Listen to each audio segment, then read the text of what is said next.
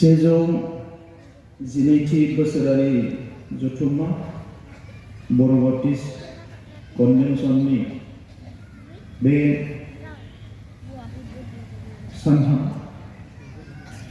सानब्रैनि मेहेरगोनां हाबाफारिखौ दैदेननाय बर' बाप्टिस्ट कन्वेन्शननि गासैबो दैदेनगिरि नोंथांमोन, बे हाबाफारिखौ जाफुंसार होनायाव बोर सारस्रि हरनाय इसोरनिसिम आं गिबियावनो साबायखर बावबाय। बे हाबाफारियाव आगुनि डिपुटि चिफ आरो उदालगुरिनि MLA गबिन्द बसुमतारी बिथां बाहागो लाफैदों।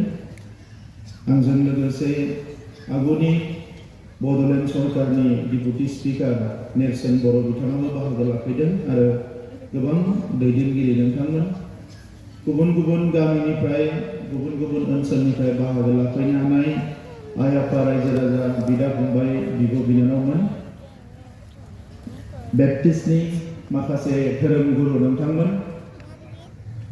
बे सानब्रैनि हाबाफारियाव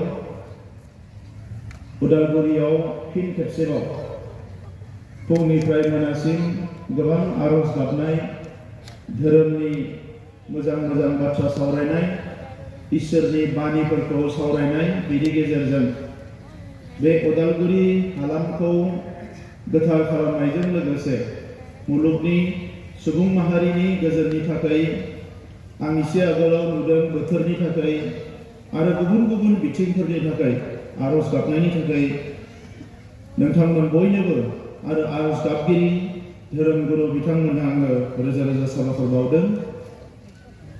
जोङो जेसेबां मुलुगा जौगादों एसेबां इसोरखौ बांसिन हास्थायदों, लुबैदों, गाबज्रिदों। बिनि गुबै जाहोनानो जाबाय मुलुगा जौगानायजों लोगोसे सानफ्रोमबो जेथो गोनांनिफ्राय जेथो गोनांसिन जादों। फारसेथिं जोङो साइन्स टेक्न'लजिनि गेजेरजों गोबां मुवाफोरखौ जोंनो नांगौ बायदियै जों थाबैनो मोननो हानाय जादों, नाथाय गुबुन फारसेथिं जोंनि आखल आखु, जोंनि साननाय हनायफ्राव माखासे थासारिजों जोङो गादब जानानै एसे सेल्फिश जानायलाय जोंनि गेजेरावनो एना एनिया बारा जादों आरो मुलुगाव थांनाय 100 बोसोराव 120 मिलियन प्राय 12 कौटि सुबुङा गावबा गावनि गेजेराव दाङाबाजि जानानै एना एनि जानानै थैनो गोनां जादों। हादोरफ्राव गोबां दावहा जादों।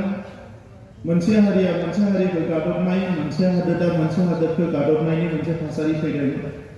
गोबां धोन सम्पति खामायदोंब्लाबो सुबुंफोरनि गोसोआव गोजोननाय गैयैखौ नुहुरनो मोनदों।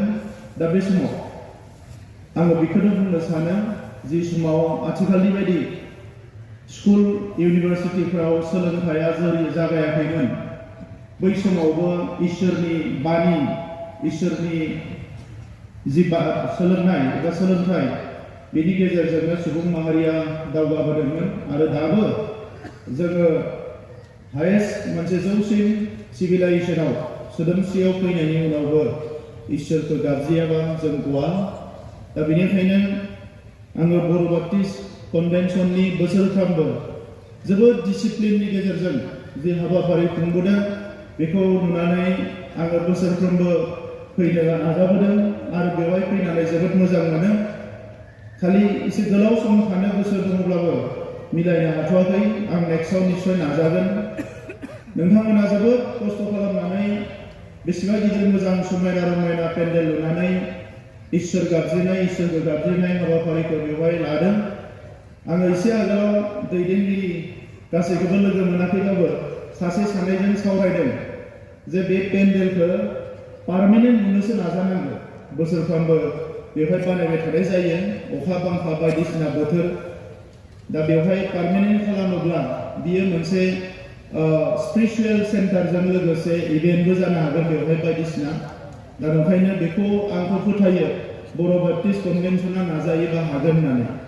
दा जियानो जा, आं सानब्रैनि हाबाफारियाव नोंथांमोना हारिनि गोबां हारिमुखौबो बेहाय दिन्थिफुंदों।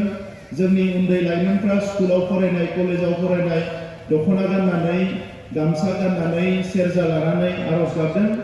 रिलिजन आरो कालचार बे मोननैखौ जों अराय सम फोथांनानै लाखिनांगोन आरो बेजोंनो हारिनि सिनायथिया अरायबो मुलुगाव थांनानै थागोन। बयनिसिमबो साबायखर बावनानै आरो बे सानब्रैनि हाबाफारियाव जाफुंसार जानायनि थाखाय इसोरनि खाथियाव आंनि रोजा रोजा खुलुमनायखौ बावहरनानै आंनि बुंनायखौ फोजोबबाय। गोजोन्थों।